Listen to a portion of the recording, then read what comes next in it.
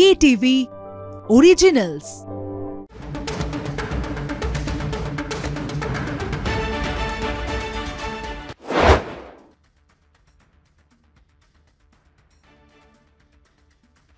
শুরু করছি আজকের stadium bulletin, co presented by Jack olive oil, এবং আপনাদের সঙ্গে রয়েছি আমি ভাস্বতী।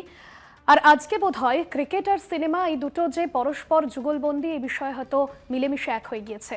কারণ আপামর ভারতবাসীর কাছে আজকের দিনটা সিনেমা প্রেমীদের কাছে যেরকম একটা মন খারাপের দিন, শোলের বীরুর যেভাবে আলবিদা জানালেন ধর্মেন্দ্র, এবং সেই জায়গা থেকে ক্রিকেটেও যেন আজকে ব্যাটিং বিপর্যয় গুয়াহাটি স্টেডিয়ামে, ক্রিকেট প্রেমীদেরও কিন্তু মন খারাপ। শুরুতেই স্টেডিয়াম বুলেটিনের তরফ থেকে ধর্মেন্দ্রকে সশস্ত্র প্রণাম, এবং অবশ্যই ক্রিকেটের খবরে তো নজর রাখতেই হচ্ছে, কারণ আজকে টেস্ট ম্যাচের তৃতীয় দিন, আর তৃতীয় দিনের পর যে কথাটা বলা যায় যে একেবারে ব্যাটারদের অসহায় আত্মসমর্পণ। আমরা দেখেছিলাম যে শুরুটা কিন্তু ওপেনিং ব্যাটাররা ভালো করেছিল, তবে কোথাও গিয়ে একটা খেই হারিয়ে ফেলেছিল ব্যাটাররা, এবং সেই জায়গা থেকে বিভিন্ন ক্ষেত্রে প্রশ্ন উঠছে গৌতম গম্ভীরের টিম সাজানো নিয়ে, বিভিন্ন ক্ষেত্রে প্রশ্ন উঠছে ব্যাটিং ব্যর্থতা নিয়ে। আমরা দেখেছিলাম যে ইডেনের পিচে নিয়ে একাধিক প্রশ্ন উঠেছিল, তবে গুয়াহাটির পিচে যেখানে দক্ষিণ আফ্রিকার ব্যাটাররা 489 রান করে দিয়েছিল, সেখানে 489 রান চেস করতে গিয়ে ভারতকে 201-এ থামতে হলো। আর এই জায়গা থেকে প্রশ্ন উঠছে যে কেন এই ব্যর্থতা। আমরা দেখলাম যে এর আগে সাই সুদর্শন, তাকে যখন ড্রপ করা হয়েছিল সেই নিয়ে নানান প্রশ্ন উঠল, তবে আজকে 3 নম্বরের মতন গুরুত্বপূর্ণ পজিশনে নেমে সাই সুদর্শন টিমকে কি দিল এই প্রশ্ন উঠছে। ধ্রুব জুরেল, ঋষভ পান্ত একের পর এক উইকেট যেন তারা ছুঁড়ে দিয়েছেন। সার্বিক এই বিষয় নিয়ে আমি আলোচনায় আসবো। আমার সঙ্গে সরাসরি গুয়াহাটির বর্ষাপাড়া স্টেডিয়াম থেকে রয়েছেন আমাদের assistant sports editor Joyjyoti Ghosh. Joyjyoti, আজ বোধহয় ক্রিকেট প্রেমীদের কাছেও খুব একটা ভালো দিন না, কারণ যেভাবে ব্যাটিং বিপর্যয় আজকে ধরা পড়লো, দক্ষিণ আফ্রিকার বোলারদের কাছে ভারতীয় ব্যাটারদের অসহায় আত্মসমর্পণ, ব্যাটিং নিয়ে, ভারতীয় ব্যাটিং নিয়ে তোমার কি পর্যবেক্ষণ থাকছে আজকে? দেখো ভাস্বতী, কিছু কিছু বিপর্যয়ের কারণ থাকে না, মানে ভারতীয় ব্যাটাররা যেটা আজকে দেখাতে পারেননি সেটা হচ্ছে যে টেস্ট খেলার টেম্পারামেন্ট এবং যে মানসিক দৃঢ়তা দরকার সেটার যথেষ্ট রকমভাবে কিন্তু অভাব দেখা গিয়েছে। আর একের পর এক উইকেট কলাপস আমরা দেখি। টপ অর্ডার ব্যাটারদের মধ্যে একমাত্র যশস্বী জয়সওয়াল অর্ধশতরান করেন, এবং তারপর থেকে আমরা দেখছি যে উইকেট পতন, কিছু ব্যাটাররা র্যাশ শট খেললেন, এবং শর্ট সিলেকশন নিয়ে প্রশ্ন। আমরা অবশ্যই গৌতম গম্ভীরের স্ট্র্যাটেজি নিয়ে তো এরপরে আমি বলবো অবশ্যই, তবে প্রথমে বলে রাখি যে ব্যাটারদের নিজেদের তো বুঝতে হবে এটা টেস্ট ক্রিকেট, এবং পারফরমেন্সটা সেভাবেই দিতে হয়। টেস্ট ক্রিকেটে সবসময় যে আমরা ওই টি-20 স্টাইলে খেলে জিতিয়ে দেবো এমনটা নয়, এবং এটা টোটালি ডিফারেন্ট বল গেম। যদি কেউ মনে করেন যে আমি যে স্টাইলে টি-20 খেলি, আমি যে স্টাইলে ওয়ানডে খেলি, সেই স্টাইলই আমি টি-20 ওয়ানডে স্টাইলই টেস্ট খেলেও ভারতীয় দলকে জেতাবো, তাহলে কিন্তু যিনি ভাবছেন সেটা তিনি মূর্খের স্বর্গে বাস করছেন। তাই এটাই বলবো যে এই টেস্ট সিরিজটা যদি ভারত হেরে যায়, যদি মানে কি এখন তো হারবি, যা আজকের সন্ধ্যায় যা পরিস্থিতি, মানে যখন আমি এই রিপোর্টিংটা করছি যা অবস্থা, তাতে ভারত হারের মুখেই, এবং বারবার এই ঘরের মাটিতে টেস্ট সিরিজ হারের থেকে কিন্তু শিক্ষা নিতে হবে, কারণ এর আগেও নিউজিল্যান্ডের বিরুদ্ধে হেরেছে ভারত, তো এবার দক্ষিণ আফ্রিকার মুখোমুখি এত গুরুত্বপূর্ণ একটা ভারত দক্ষিণ আফ্রিকা টেস্ট সিরিজেও হারের মুখে। তাই এটার ইন্ট্রোস্পেকশনটা কে করবে, কে আওয়াজ তুলবে? তাই এটাই বলবো যে ভারতীয় ব্যাটিং ব্যর্থতার কোনো কারণ নেই, ব্যাটিংয়ে ব্যাটারদের চূড়ান্ত অদক্ষতা রয়েছে, এখানে ভুল শর্ট সিলেকশন রয়েছে। একটা এক্সাম্পল খালি দিয়ে দিই, কুলদীপ যাদব যদি 134 বল থাকতে পারেন তাহলে বাকিরা কেন নন? ওয়াশিংটন সুন্দর তো ভালো খেলছিলেন, তাহলে বাকিরা কেন নন? তাই এটা এখন প্রশ্ন করতে হবে গৌতম গম্ভীরকেই, যে তোমরা পারফর্মটা কেন করতে পারলে না। গৌতম গম্ভীরকে আমরা কোশ্চেন করব বা গোটা দেশ কোশ্চেন করবে তার স্ট্র্যাটেজি নিয়ে, সেটা অন্য বিষয়, কিন্তু এবার গৌতম গম্ভীরকে কোশ্চেন করতে হবে বাকি ব্যাটারদের কাউকে না বাঁচিয়ে, যে তোমাকে তো এই রেসপন্সিবিলিটি দেওয়া হয়েছে, তুমি কেন এনক্যাশ করতে পারলে না। সাই সুদর্শন 3 নম্বর আজকে ব্যাটিং করতে এসেছেন, অত্যন্ত গুরুত্বপূর্ণ পজিশন, যেখানে একসময় রাহুল দ্রাবিড় খেলতেন, যেখানে চেতেশ্বর পূজারা খেলতেন, তিনি আজকেও সুযোগটা হাতছাড়া করলেন। তাই বারবার সুযোগ আসবে না, এবং এরকম একটা উইকেটে যদি পারফরমেন্স দিতে না পারে তাহলে আর কোন উইকেটে পারফরমেন্স দেবে। এবং বারবার যখন ব্যর্থ হচ্ছে ভারতীয় ব্যাটাররা, তখন কোথাও গিয়ে উইকেটকেই দোষারোপ করা হচ্ছে। এই উইকেট গতকাল কুলদীপ যাদব বলে গিয়েছেন যে ইয়ে তো পুরা রোড থা। তাই এই উইকেটে যদি ব্যাটাররা পারফর্ম না করে তাহলে কিন্তু চিন্তার বিষয়। আজকে বল একটু টার্ন করেছে অবশ্যই, তবে টার্ন করুক বা না করুক, তুমি তো ব্যাটার, তোমাকে তো খেলতে হবে, তোমাকে তো পারফর্ম করতে হবে। যদি পারফর্মই না করো তাহলে ভারতীয় দলের জার্সি বা পড়েছে কেন? এবার প্রশ্নগুলো তুলতে হবে এবং খুব গুরুত্বপূর্ণ প্রশ্ন তুলতে হবে প্রত্যেক ব্যাটারের কাছে গিয়ে যে তুমি এখানে এই লেভেল অফ ক্রিকেটে কি মানে খেলার যোগ্য? আজকে যা পারফরমেন্স সত্যি হতাশাজনক, এবং ওই যে পার্টনারশিপটা 70-এর উপর যে পার্টনারশিপটা হয়েছে ওয়াশিংটন সুন্দর এবং কুলদীপ যাদবের, সেটা না হলে 150 আগেই কিন্তু ভারত অলডাউন হয়ে যেত।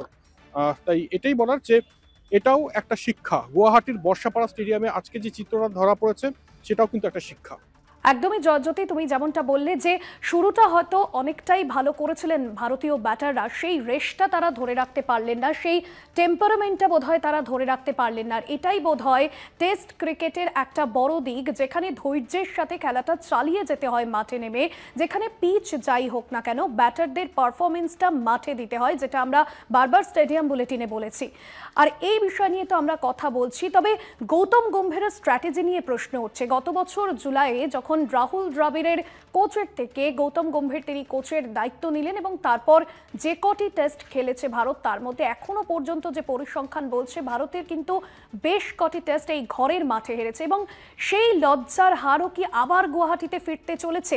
2003-এর অ্যাডিলেডের মতো যদি কোনো মিরাকেল না হয় তাহলে কিন্তু এই সিরিজটাও আবারও হারতে চলেছে ঘরের মাঠে টিম ইন্ডিয়া। আবারও প্রশ্নের মুখে পড়তে হচ্ছে গৌতম গম্ভীরকে। তিনি যেন টিম সাজানোটাকে একটা মিউজিক্যাল চেয়ারে পরিণত করছেন। অনেক কিংবদন্তি ক্রিকেটাররা তাই বলছেন, রবি শাস্ত্রী তিনিও বলছেন 3 নম্বর নিয়ে যেন একটা ছেলে খেলা চলছে। আমি জয়জ্যোতির কাছ থেকে জানতে চাইবো, জয়জ্যোতি, গৌতম গম্ভীরের স্ট্র্যাটেজি নিয়ে প্রশ্ন উঠছে, কিংবদন্তিরা প্রশ্ন তুলে দিচ্ছেন, তুমি কি বলবে আজকে?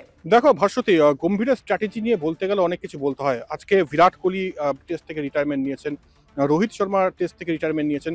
আরো ভালোভাবে বলতে গেলে এটা বলতে হয় যে তাকে বাধ্য করা হয়েছে, তাদেরকে বাধ্য করা হয়েছে টেস্ট থেকে রিটায়ারমেন্ট নেওয়ার ক্ষেত্রে। এবং অন্যান্য ব্যাটার দেখো অজিঙ্ক্য রাহানে, তিনি রান পাচ্ছেন ডোমেস্টিক সার্কিটে, তাও তিনি প্রাপ্ত এই টিম থেকে। এবং একই সঙ্গে চেতেশ্বর পূজারা কমেন্ট্রি করছেন কমেন্ট্রি বক্সে।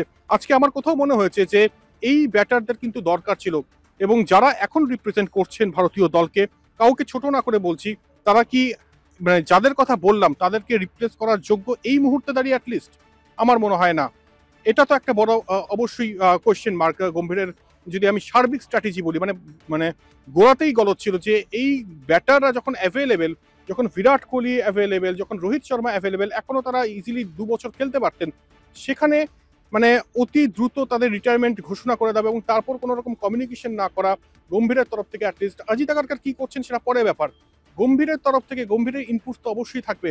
এটা একটা বড় ভুল, এবং যার পরিণতি এই মুহূর্তে যা আমরা দেখতে পাচ্ছি যে ভারত দক্ষিণ আফ্রিকা সিরিজের এই হাল। আরেকটা বিষয়, যদি এই টেস্ট ম্যাচের নিরিখে বলি স্ট্র্যাটেজি, তাহলে একটা কথা বলবো যে কখন কাকে খেলাবেন, কিভাবে খেলাবেন বুঝতেই পারছেন না। ওয়াশিংটন সুন্দর, যিনি এত ভালো পারফরমেন্স দিচ্ছিলেন ব্যাট হাতে, 3 নম্বরে ভালো ব্যাটিং করছিলেন অবশ্যই ইডেন গার্ডেন্সে, এবং তিনি জানেন কিভাবে উইকেটে টিকে থাকতে হয়, অ্যাটলিস্ট তিনি জানেন। তাই তাকে আবার নিচে নামিয়ে দেওয়া, অবশ্যই সাই সুদর্শন এসছে, তাকে 3 নম্বরে নামিয়েছে হয়তো স্পেশালিস্ট ব্যাটার হিসেবে। তবে ওয়াশিংটন সুন্দরকে গিনিপিগের মতো ব্যবহার করবেন না, এটা মানে রিকোয়েস্ট ভারতীয় ক্রিকেট অনুরাগীদের তরফ থেকে। কারণ যথেষ্ট ট্যালেন্টেড প্লেয়ার, এবং যখন কোনো প্লেয়ারকে উনি ব্যবহার করছেন তাকে অবশ্যই বলে দেওয়া উচিত যে তার কি রোল, তার কি ওখানে তাকে কি করতে হবে। ওয়াশিংটন সুন্দর আজকেও একটা ভালো ইনিংস খেলেছেন। এবং অন্যান্য স্ট্র্যাটেজির মধ্যে আরও একটা কথা বলবো যে নীতিশ কুমার রেড্ডিকে কেন নিয়েছেন এই টিমে? তিনি না ব্যাটে ইউজড হচ্ছেন, বলেও তাকে কোনো ব্যবহার করা হলো না, তারও তো এর থেকে অক্ষর প্যাটেলই ভালো ছিল। তাই এইসব মানে সার্বিক দিক থেকে বলতে গেলে বেশ কিছু জায়গায় কিন্তু স্ট্র্যাটেজি নিয়ে প্রশ্ন থাকবে। কারণ গম্ভীর গোড়াতেই গড়টা করছেন, যখন বিরাট কোহলি রিটায়ারমেন্ট নিলেন ইংল্যান্ড সিরিজের আগে, তখন অবশ্যই একটা কল গম্ভীরের মোবাইল থেকে বিরাটের মোবাইলে যাওয়া উচিত ছিল। একই সঙ্গে অন্যান্য ব্যাটার যারা অ্যাভেলেবেল ছিল, অজিঙ্ক্য রাহানে, তারা তো ফার বেটার খেলতে পারতেন এই ভারতীয় উইকেটে, যেখানে একদম এটা ব্যাটিং সহায়ক উইকেট ছিল, ভালো রান আসতে পারতো। সেখানে র্যাশ শট খেলে একের পর এক ব্যাটার আউট হয়ে যাবেন, এটা অবশ্যই যেমন দেখতে খারাপ লাগে একজন ভারতীয় ক্রীড়া সাংবাদিক হিসেবে। একই সঙ্গে গম্ভীরেরও কিন্তু এই মুহূর্তে ইনপুট দেওয়া উচিত ব্যাটারদের, যে হয় রান করো, নয়তো দলে তোমার জায়গা পরের ম্যাচে হবে কিনা সেটা কিন্তু মানে নিশ্চিত করে আমি বলতে পারবো না। তাই আগে পারফর্ম করতে হবে, পারফর্মার পেরিশ, হয় পারফর্ম করো নয়তো দল থেকে বেরিয়ে যেতে হবে। তাই এটা অবশ্যই বলতে হবে গম্ভীরকে, এবং একই সঙ্গে কিছু কিছু ক্রিকেটারকে গিনিপিক করবেন না, কারণ তাদের মধ্যে যথেষ্ট রকমভাবে কিন্তু ট্যালেন্ট বা ইউটিলিটি রয়েছে। একদমই। এবং টি-20 যারা খেলছে, যে প্লেয়াররা টি-20 খেলছে, তারা যখন টেস্ট খেলছে সেই টেস্ট খেলার টেম্পারমেন্টটা কিন্তু অবশ্যই বজায় রাখতে হবে মাঠেও।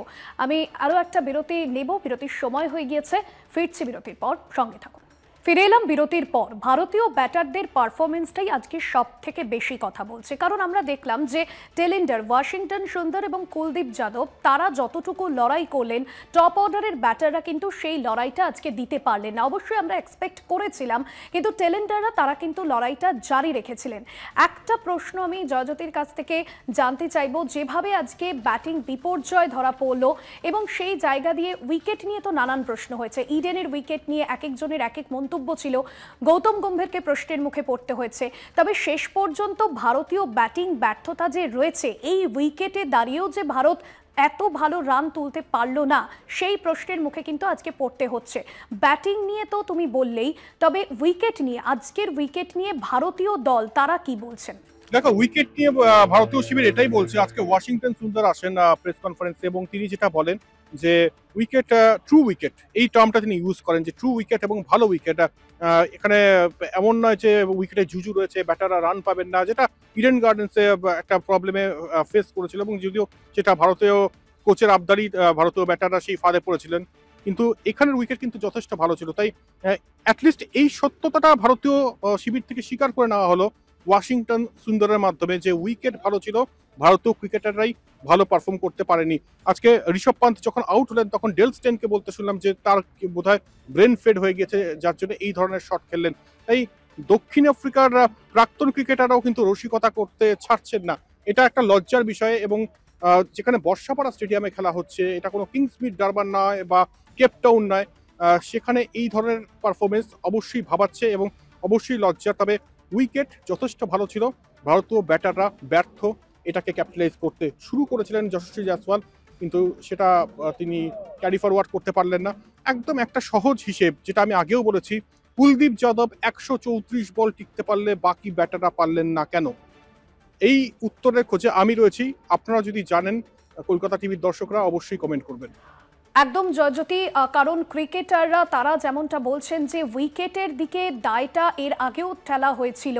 অবশ্যই সেটা গৌতম গম্ভীর আমরা দেখেছিলাম, তিনি কারসাজি করেছিলেন ইডেনের পিচ বানানোর ক্ষেত্রে, অনেক কিছু বলেছেন।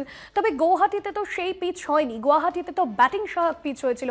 তারপরেও কেন এই রান, তারপরেও এই কেন ব্যাটিং ব্যর্থতা, তা নিয়ে প্রশ্ন ওঠা শুরু হয়েছে।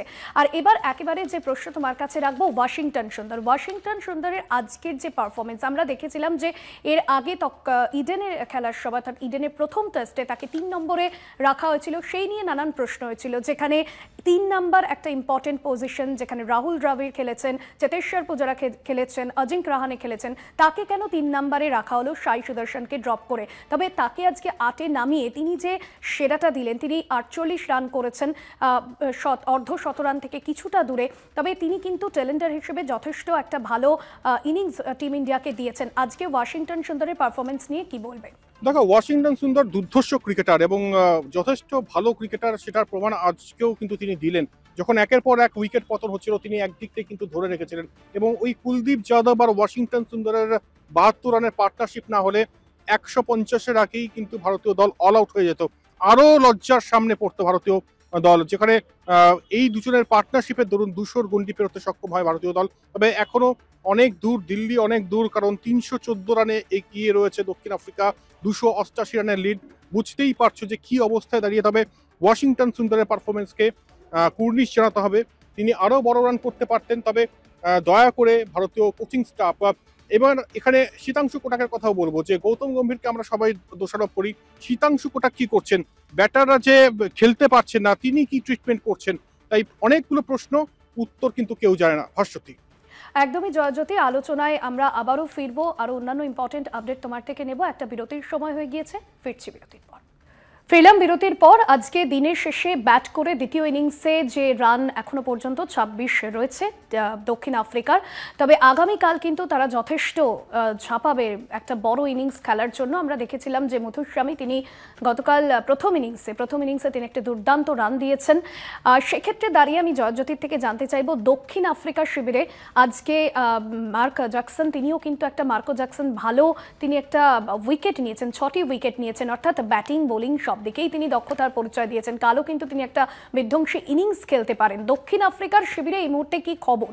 দেখো ভাস্বতী, একটা কথা বলবো এখানে যে দক্ষিণ আফ্রিকা শিবিরের এই মুহূর্তে কিন্তু একদম যথেষ্ট ভালো মুডে রয়েছে। দক্ষিণ আফ্রিকা ড্রেসিং রুমের যদি চেহারাটা বলি, যথেষ্ট ফিল গুড মুহূর্ত ধরা পড়ছে দক্ষিণ আফ্রিকা ড্রেসিং রুমে। আজকে মার্কো জেনসন প্রেস কনফারেন্স করতে এসেছিলেন এবং তিনিও কিন্তু সেটাই বললেন যে এই যে উইকেট, যথেষ্ট ভালো উইকেট টেস্টের জন্য যারা ভালো ব্যাটার তারা রান পাবেন, যারা ভালো বোলার তারা উইকেট পাবেন। এবং মার্কো জেনসন পার্টিকুলারলি তিনি কিন্তু বল হাতেও ছাপিয়ে গেলেন, 90-এর উপর রান করেছেন, 100-র উপর স্ট্রাইক রেটে ব্যাটিং করেছেন, আজকে 6টি উইকেট নিয়ে নিলেন। একাই যেন এই বর্ষাপাড়ার নায়ক থেকে মহানায়ক হয়ে উঠছেন মার্কো জেনসন। এবং এই মুহূর্তে এটাই বলা যে দক্ষিণ আফ্রিকার পক্ষেই সব যাচ্ছে। প্রত্যেকটা সেশনই তুমি দেখো কোথাও গিয়ে দক্ষিণ আফ্রিকার পক্ষেই কিন্তু আজকে গিয়েছে। আর আগামীকাল কি হয় সেদিকে আমরা তাকিয়ে থাকবো অবশ্যই, কোনো মিরাকেল হয় কিনা, এক্ষেত্রে ভারতীয় বোলাররা অতি দ্রুত দক্ষিণ আফ্রিকাকে আউট করে কিনা, এবং তারপর একটা কিছুটা চ্যালেঞ্জ দিতে পারে কিনা ভারতীয় দল দক্ষিণ আফ্রিকাকে, এখন সেটাই দেখার। ভাস্বতী, একদমই তুমি যেমনটা বললে, আগামীকালের দিনটা ভীষণভাবে ইম্পর্টেন্ট, অর্থাৎ আগামীকাল কি হতে চলেছে সেদিকে অবশ্যই নজর থাকবে। আপাতত ধন্যবাদ জানাবো তোমাকে। সরাসরি গুয়াহাটির বর্ষাপাড়া স্টেডিয়াম থেকে ছিলেন আমাদের assistant sports editor Joyjyoti Ghosh. আমাদের স্টেডিয়াম বুলেটিন এখানে শেষ করতে হচ্ছে, তবে ম্যাচের দিকে আমাদের নজর থাকবে। গুয়াহাটিতে যদি এই টেস্ট ম্যাচ ভারত হেরে যায় তাহলে কিন্তু আরও একটা সিরিজ হারের মুখে পড়তে হবে ভারতকে। সেক্ষেত্রে মিরাকেল হয় কিনা, আগামীকাল কোনো মিরাকেল দেখতে পান কিনা দেশবাসী, অবশ্যই ক্রিকেট প্রেমী হিসেবে আমরা সকলে চাইব। আজকের স্টেডিয়াম বুলেটিন এখানেই শেষ করছি। দেখতে থাকুন কলকাতা টিভি রাত দিন 7 দিন।